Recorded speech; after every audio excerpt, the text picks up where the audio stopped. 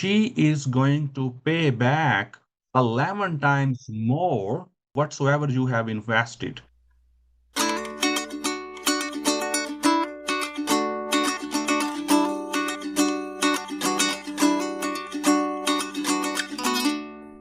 Welcome back, everyone, to the Dairy Science Digest. This is the podcast designed to bring the Journal of Dairy Science straight to the ears of dairy producers. I'm Reagan Bluel from the University of Missouri Dairy Team, and today we have on the lineup Dr. Arshad from the University of Wisconsin. We know that way back in the late 1800s, choline was identified in the bile of cattle. However, it wasn't until about 20 years ago that this choline became a real hot topic, especially in the dairy research circles. And this research and good news about choline continues on in dairy cattle rations, and it continues to be generated here today.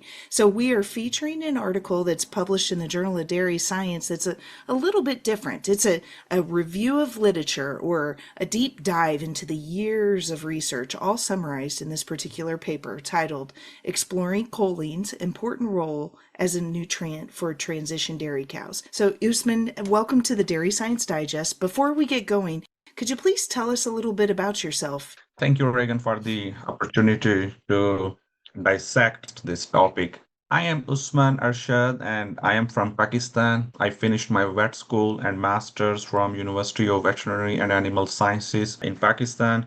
Then I have strong interest to learn more about dairy cattle nutrition and reproduction. So I earned an assistantship and to pursue my PhD degree under the supervision of Dr. Jose Santos from Department of Animal Sciences, University of Florida. So I finished my PhD last year, and now I am working as a postdoctoral research associate funded by Dairy Innovation Hub at University of Wisconsin-Madison under the leadership of Dr. Heather White. Very good. Well, welcome to the Dairy Science Digest, and I just want to kick off the entire discussion about choline. We've heard about it being in dairy cattle rations for quite some time, but asking you a little bit about what exactly is choline? So choline, basically, it is referred as it's a quasi-vitamin. It has some properties like vitamins, but it doesn't fit exactly on the definition of vitamins. And I'm going to tell you why. If you see the role of vitamins, they act as a cofactor or enzymes to carry out the several essential biochemical reactions in the body. And those vitamins, basically, they are required in very small amount, like in milligrams, to carry out those functions. But choline, if you see the requirements of choline in ruminants or in humans, irrespective of the species, the requirements are always in grams. So they are needed in much more quantity than a typical vitamin is needed. Choline, especially during the transition period, the role of choline is so much that it involves in so many different pathways that overall concentrations of choline, they are very, very, very low levels. So that's the window when even body is synthesizing or has the ability to synthesize choline, but the requirements of choline during that window are so much because of its involvement in different pathways and physiological aspects that the synthesis of body just does not help.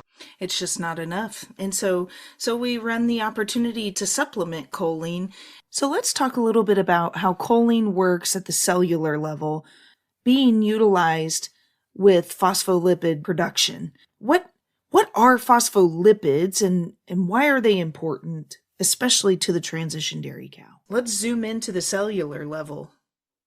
Yeah, so the phospholipids, basically, phospholipids are very much essential for life, I would say, because if you just talk about a cow and you break a big cow into very small cells, the cell membrane, the membranes of every single cell in our body or in any animal's body, basically they cannot survive if there is not enough phospholipids. So basically the membranes of the cells, they're comprised of phospholipids. And among them, there are several different classes of phospholipids. Phosphatidylcholine is one of that. Phosphatidyl ethanolamine is another one. Phosphatidyl serine is a sphingomyelin. So there are so many phospholipids. And then those phospholipids are not only involved in maintaining cell, but they carry out several important functions in the body. So for example, the movement of my hand is under the influence of how nerve impulse is going to my brain.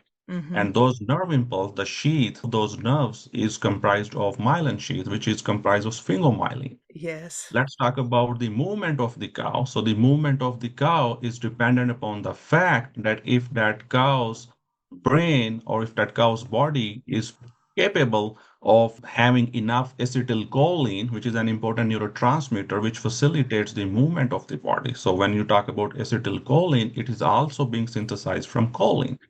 So if you talk about those phospholipids in terms of products such as milk fatty acids, so those milk fatty acids, the membrane of those milk fatty acids, which eventually going to make the component like a milk fat, those are based upon phospholipids. So phospholipids play a very important role in determining if the cell is going to live or not, and if the cell is going to perform properly or not in the body. So, yeah, phospholipids really is the building block of the entire cow, the entire mammal. And so, here, in essence, what you're saying is choline's required for life. Those cellular functions, the cells in general, during the transition period they're just challenged. Everything's challenged during the transition period. And I know all my regular listeners, they know I'm a sucker for the transition cow and really identifying research-based methodology on how we can manage her way through a smoother transition and therefore an improved outcome in the subsequent lactation. So can we zoom in on how does choline help that transition dairy cow succeed? So transition cow is really an important component to have a successful lactation cycle for a cow. Choline, basically, if you look in that window, what happens 21 days before and 21 days after calving. So during this transition period, the cow, she moves from a stage where she is pregnant, but she is not producing milk. As soon as she calves, then she is not pregnant, but she is producing almost 45 to 55 kilograms of milk, and that's a lot of milk. And in the meantime, as she approaches to calving, almost 30 to 35% cows, they just drop their intake. It's just physiological. Yeah. When these challenges occur, cows, they usually start mobilizing their body reserves. And when they do mobilize their body reserves to produce lots of milk and maintain the physiological functions, but this puts liver at a risk of receiving loads and loads of fatty acids. So when cow Mm-hmm. mobilizes her body fat, the concentrations of fatty acids in blood, they Skyrocket. Yeah. exactly. And then there is a capacity in liver to handle those fatty acids. So what happens eventually, liver says, hey, I cannot just have more fatty acids to oxidize. Those fatty acids just start to re-esterify into fat. Mm-hmm. So they just start depositing in liver. And eventually the liver, which was normal before calving, it starts to accumulate fat. And eventually we say that cow has hepatic lipidosis or Yeah. cow has fatty liver. And based upon the degree of fatty liver, it can be very detrimental to the health of the cow. So one major factor where choline can get into play is choline helps in the synthesis of phospholipids. And mainly when we say this, it's actually phosphatidylcholine. And phosphatidylcholine is basically required for the synthesis of very low density lipoproteins. Very low density lipoprotein is a protein which makes sure that whatsoever amount of fat in terms of triacylglycerol is deposited in the liver, it is exported outside of liver. So Mm. just think of if I have to get to Missouri and I am coming from this Madison, I need to put myself in a plane or in a car or in some vehicle so I can go there, right? Yes. So this very low density lipoprotein, it acts as the same way as a carrier.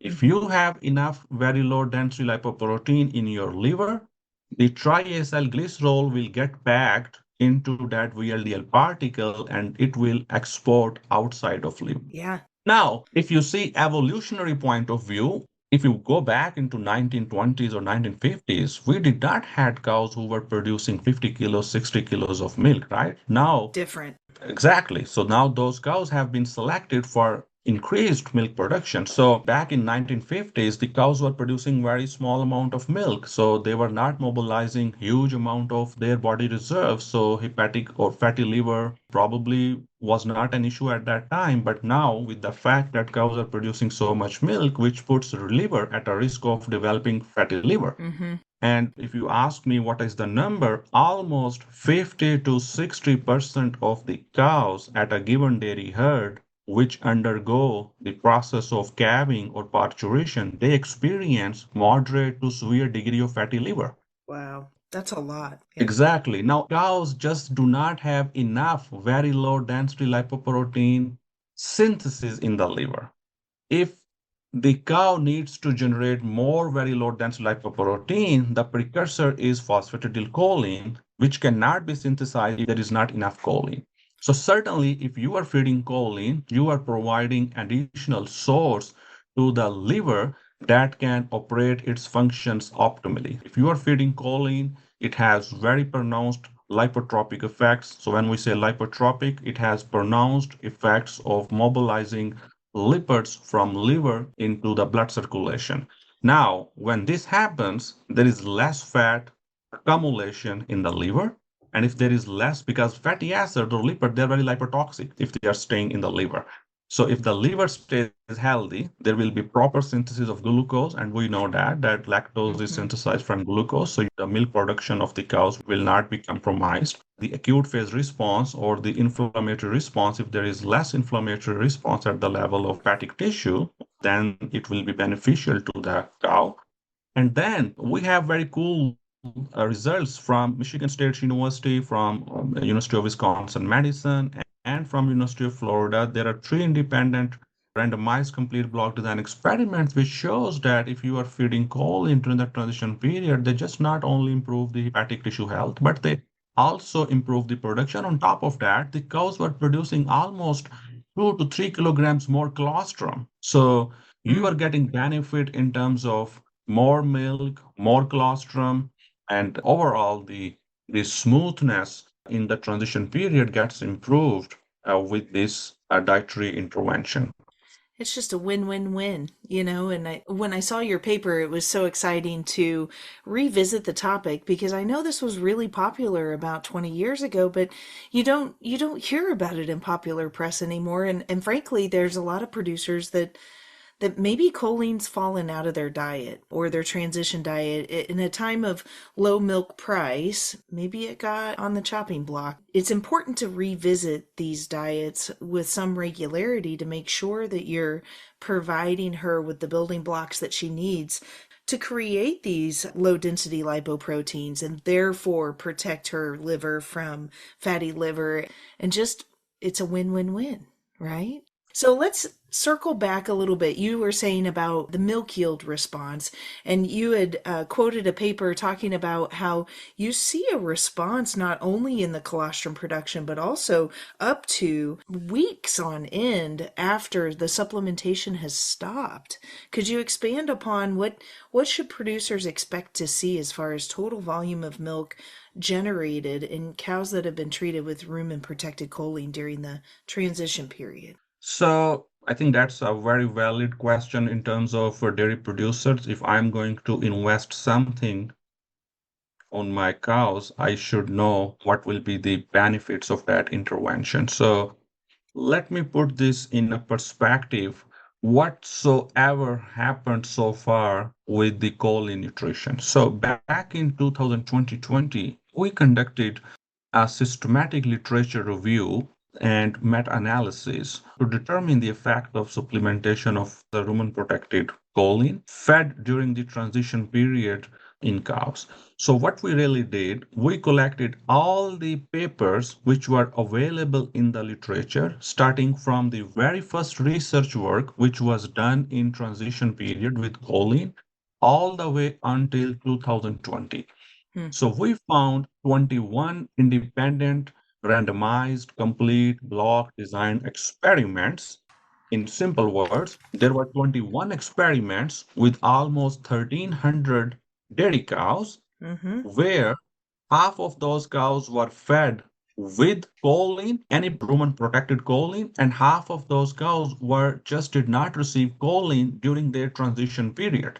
Mm-hmm. And then when we looked at what happens to the production performance, we observed that cows which were supplemented with rumen protected choline, they produced 2.2 kilograms daily milk yield, more than those cows who just did not receive choline. That's about 4.5 pounds. For those of you that don't want to convert, that's no joke. And 4.5 pounds over what duration? Exactly. So we had very first study in our meta-analysis at in 2000, and the latest study in that meta-analysis was done in 2020. So that's results which I'm telling you based upon 20 years of these studies. Now, what happened between 2020 to 2024? In those 4 years, there have been independent experiments conducted at University of Florida, at Michigan State University, at University of Wisconsin-Madison, and other different regions of the world where I think there are 7 or 8 new experiments were conducted, but they looked at what happens to cows who were fed with or without choline. So even in last those 4 years, Mm-hmm. the response in terms of milk yield has been very consistent. In fact, the range which we observed, it went from 4.5 pounds to somewhere around 7 and 8 pounds of milk. That's a huge range. Right. Yes. And we are not talking about experiments with 10 cows per treatment. We are talking Mm-mm. about experiments with hundreds of cows. So let me just give you a perspective. So at University of Florida, 2 studies with 220 cows. At Wisconsin, University of Wisconsin-Madison, the study which was conducted by Heather White's lab, in that study had 141 cows, and another Mm-hmm. study at Michigan State University, it had 60 cows. So if you just compile the data just from last 4 years. So there Mm-hmm. has been data for almost 400 cows which were fed with or without choline, and they produced somewhere between 4.5 to 8 pounds of more milk. That's science you can rely on and set your management towards for sure. Exactly. Great benefit in terms of sustainability to a dietary intervention. So, what exactly is the mode of action? I saw in your report that maybe there was some discussion about the intestinal lining of rats. Could you expand? Is that something that we can expect an intestinal lining in the dairy cows to be impacted?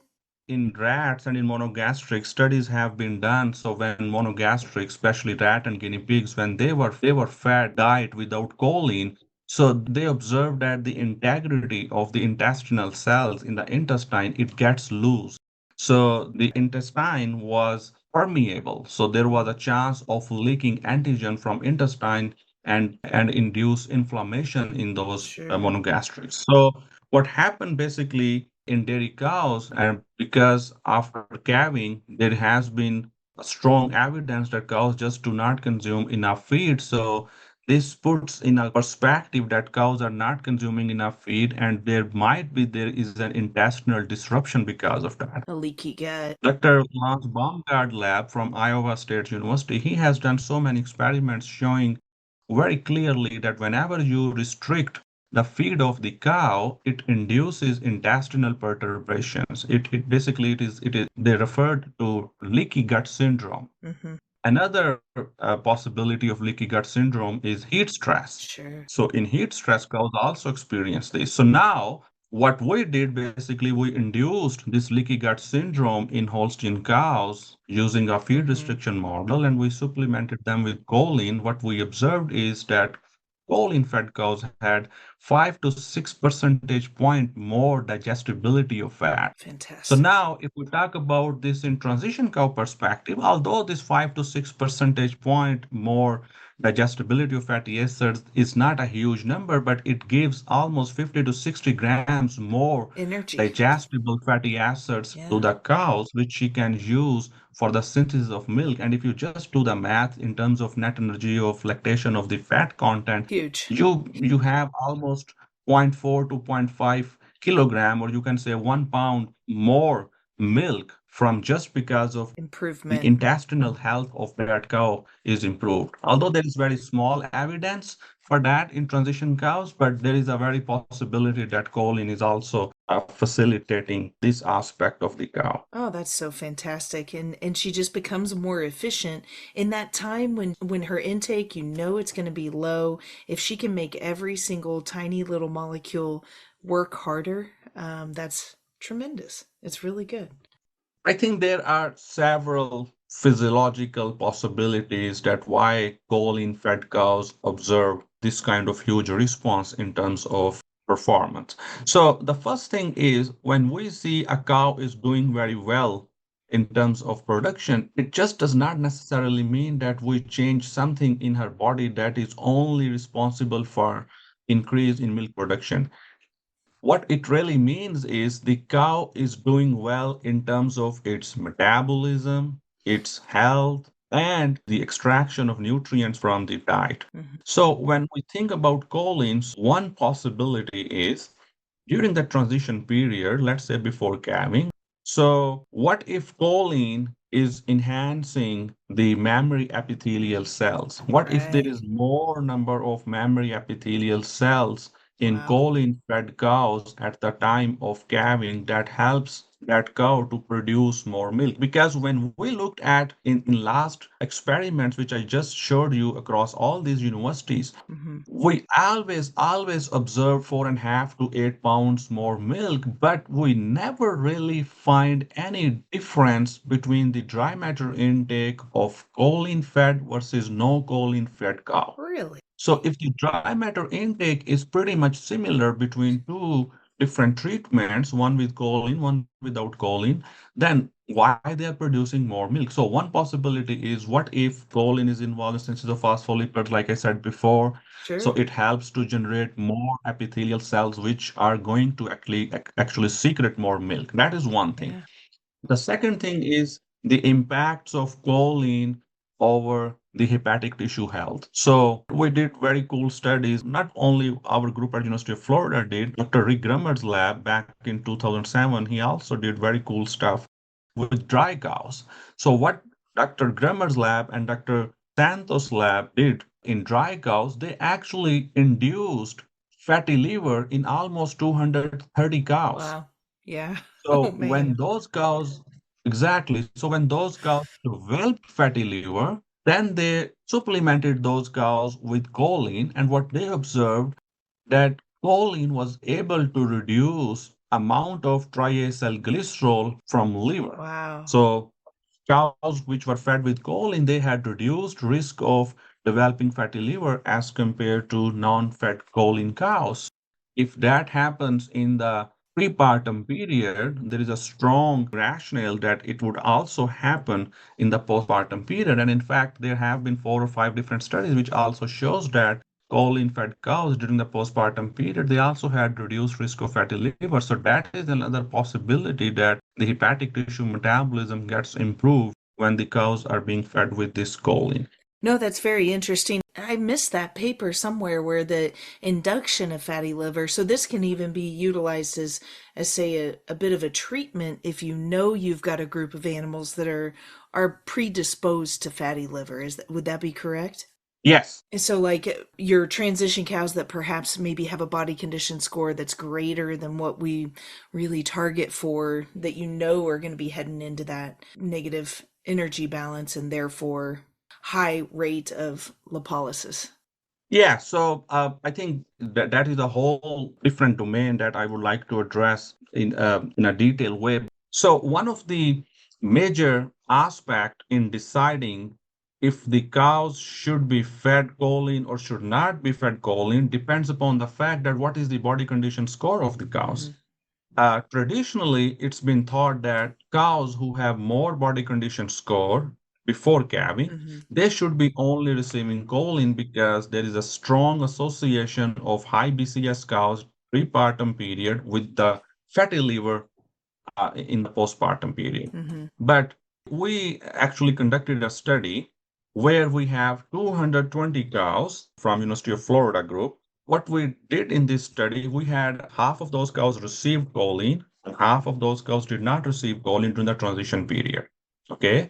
And then we stratified those 220 cows in terms of their body condition score. Mm-hmm. So we had two cohorts where we had very skinny cows, and then we had cows with high body condition score cows or obese cows. And within each category, we had control cow and rumen protected choline fed cow.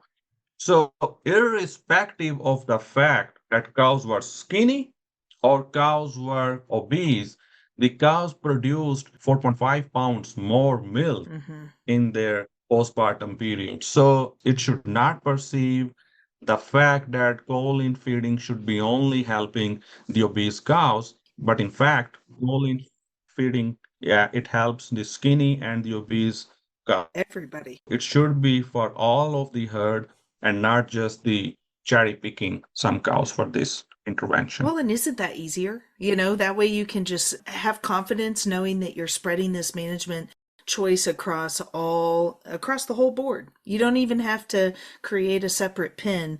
42 days of commitment to feeding this rumen protected product could make a huge difference in the liver health and overall health of your transition dairy cow and overall your profitability. Oh, this is Exactly. good stuff. Fantastic. Well, okay, and I know you talked a little bit about the inflammation, and I know that's kind of part of the leaky gut, but there's also inflammation around the hepatic tissue. Let's just talk about inflammation in general and how choline helps limit inflammation and how that might be playing a role in the improved milk production for your transition cow. So generally, inflammation, it's a natural response of a body against any pathogen. So whenever a cow encounters with a bacteria, let's say a cow just calves and she has, I don't know, she just experienced retained placenta or metritis or any other periparturient inflammatory disorder. So the body is going to act naturally to remove that pathogen. And basically, the liver is responsible to generate acute phase response where different anti-inflammatory proteins they are being secreted in the blood and which helps in the phagocytosing and in removing that pathogen. But the issue is when this inflammation goes prolonged or when this inflammation gets to chronic level, then actually it affects the animal performance. So let me give you an example from a very cool experiment which was done by Dr. Lance Baumgart lab at Iowa State University. So what they actually did, they injected a bacteria. It is a pathogen. So they intentionally injected LPS to a cow, and then they got to know that when the cows were in acute infection, their immune cells, they were consuming almost 1200 grams of glucose, and that's just they observed in the first 12 hours. Wow. So if you just talk about a day, if in an acute inflammation, if it's going for a day, we are talking here that almost 5 pounds of Wasted energy. glucose is Yeah, just wasted. being consumed by those immune cells. Now, Mm, what happens when there is so much consumption of glucose is being done by those immune cells, the body, it reroutes its priority and it changes its priority towards the immune component as compared towards the milk milk synthesis. So production. all that glucose, which could have been part of lactose and for this milk synthesis, it's just rerouted towards the immune component now. Wow. Yeah. So that's where the cow, she just, I wouldn't say she stops producing milk, but the production gets to half and she just produces very less amount of milk production. Sure. You certainly want to avoid that in your dairy herd. And I guess the dietary interventions which limit the inflammation, especially after calving, they are very beneficial. Now, what happens if you are feeding choline? So basically, choline, like I said, it improves hepatic tissue metabolism. It facilitates the export of fat from liver into the blood. So basically, the load of the fatty acids in liver will be most probably minimal in choline-fed cows as compared to non-supplemented cows. So the inflammation at the level of liver Mm. will be less intensive. And then when one of the aspect of our meta-analysis was to see the effects of choline on the health of those cows, interestingly, we found that cows who were fed with choline, they had reduced risk of mastitis and they had reduced risk of retained placenta. So somehow we still do not know the exact physiological possibilities how choline facilitates the improvements in the immunity of those cows, but certainly there is something going on which facilitates cows to have a better immune response towards infection. You have less inflammation, less wastage of glucose for that immune cells, and you have more production. Yeah, golly, if this isn't getting me excited about choline, I don't know what will. You've given us so much sound science with so much backing that we know that we can trust these datas. But if there were one particular thing about choline that you would like boots on the ground dairy producers to gain from this informative summary, what would be the one take home you'd really encourage them to hear? So I guess cows, they just need choline during the transition period. It's the time when they just do not have enough choline in their body to regulate their body function. So if you help her during that window, she is going to pay back Mm-hmm. 11 times more whatsoever you have invested in that cow. Wow. So I guess if you want to have a smooth transitioning from prepartum to postpartum period, from non-lactating to lactating period, just for those 42 days, 21 days before to 21 days after, these cows, they certainly need choline, which will eventually pay you back. Wow. 11 times. Wow. Yeah. So if you just want to give you a more detail on returns on investment perspective, so let's just do a little math here. If you talk about what is the cost of a rumen protected choline product, so irrespective of the fact whatsoever product you consume, so the cost is almost 30 to 35 cent for 60 grams of rumen protected choline product. Okay. The 60 grams of rumen protected choline product gives cow almost 12.9 grams of choline ion. Although we really definitely we don't know what is the exact requirement of choline in the lactating period, but based upon the literature from last 24 years, it seems that at least 12.9 or 13 grams of choline should be fed during the transition period. So let's just stick to that criteria. So if the price of 12.9 grams of choline ion is 30 to 35 cents, so for 42 days, 21 days before to 21 days after calving, if you just multiply 42 with 35 cents, it's almost $14.7. So if you are investing $14.7 on a cow during the transition period, Oh man. how it's going to pay back. Yeah. There is a very cool data on almost 400 cows. So two independent experiments were done at University of Florida. Two experiments were done at Michigan State University from Dr. Barry Bradford's lab. Two experiments were conducted here at University of Wisconsin-Madison in Dr. Heather White's lab. So we are talking here hundreds of cows, almost Mm-hmm. 4 to 500 of cows data. And all of those 6 papers have been published in Journal of Dairy Science. So what really happened is, so in those experiments, it all cows received choline at least 21 days before calving, and then they stopped feeding choline 21 days after calving. So they fed only those in that 42 window. So when they stopped feeding choline, what they observed for the rest of 40 weeks in lactation, the Mm-hmm. cows were still producing 4.5 to 7 pounds more milk. Yeah. So now you just invested $14.7 in that 42 days of window, but the cows have been producing even after the fact. Now they are not being fed with choline. So they kept producing 4 to 7 pounds of more milk until 40 weeks of lactation. Yeah. So if we just consider first 25 weeks. Let's just do not go to the extreme. Let's just go to the 25 weeks after calving. If you just multiply 4 pounds more milk for 25 weeks, that is almost 750 to Yeah. 800 pounds of more milk. Yes. Now, if the price of the milk is 20 cents per pound, Yeah. the expected return would be $157. Yeah.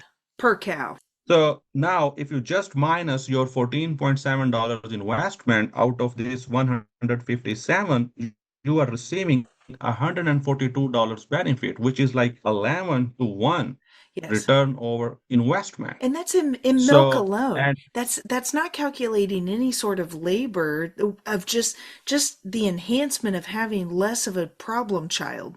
That transition cow is such a problem child. If something goes wrong, you pour yourself into that cow to get her through. And so not only are you getting more milk and the value of the milk, but you're getting less headaches. It's so nice. It's exactly. lovely. And it's not that those cows were consuming more feed as compared to non-supplemented Just more cows. efficient. So that the dry matter intake of those cows between control treatment and a rumen protected choline supplemented treatment, it was exactly same. So it means that the efficiency of those cows in converting diet into milk was way more It's awesome. than a cow which was just not receiving this choline. For 42 days of investment. Wow. Yes, 42 days of investment. This has been so informative. Thank you so much for your time to get us all fired up about choline. Listeners, thank you for your time. I applaud you for taking time to think about how this rumen protected feed additive could impact your transition cow's energy metabolism. I've really enjoyed this conversation, and it's been the April edition of the Dairy Science Digest, which is a monthly podcast project to bring the Journal of Dairy Science straight to your ears. We highlight peer-reviewed research articles in press because this is sound science that you can base your management decisions around. So if you like this, please be sure to share and subscribe and get future editions straight to your cell phone. This is Reagan Bluel with the Dairy Science Digest, and I hope you have a great day.